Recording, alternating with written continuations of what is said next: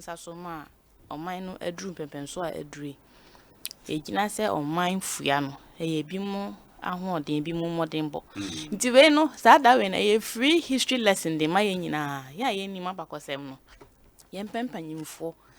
na ye ntie aman na bakosem nsem e fa oman no nti ye nya holiday keke se yankwa adwuma nti ye tena fie ni adwojo ye honemu ye mpa bibi na ye nsua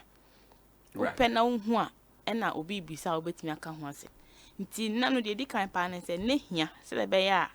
ye bisa o se Founders Day ya obetimi aka abakosem kakra ze de Mr. Duncan Richard edikan aka obetimi nya bibi aka ache oba keto bibi ko bia bisa ma na ye holiday onemu 90.7 FM no anse ye holiday edi enti na ye holiday obetimi acheche ni mu mpo so utie adesua ye ya na se utie ncheche mu aye men ya obenya bibi aka mpo wo pra panyimu no it's a lesson for you obetimi anya abakosem bia na asua hunu bi afrim se mre bi atwam no nipa sumasi na nipa kuo we mu ene boa ma ye sei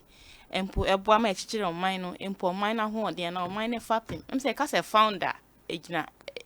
feed the word foundation mu say dan na ebesi ana de bia bia no ye to fapim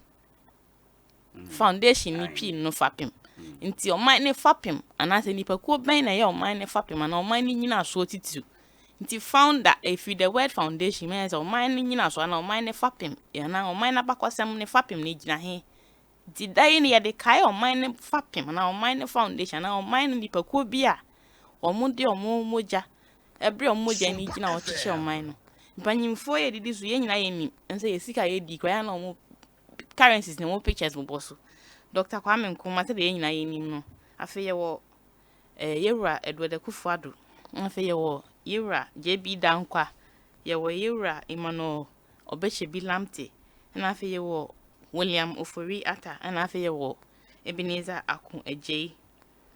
tino sa nipa kuo nsian na oman no we ka founders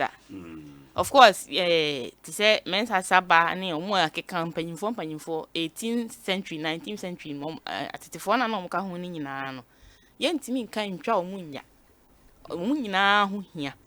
omo nyina saafo ni nyina ho hia enipa nsian no a omo ti na omo mfoni wo ye sika so no wo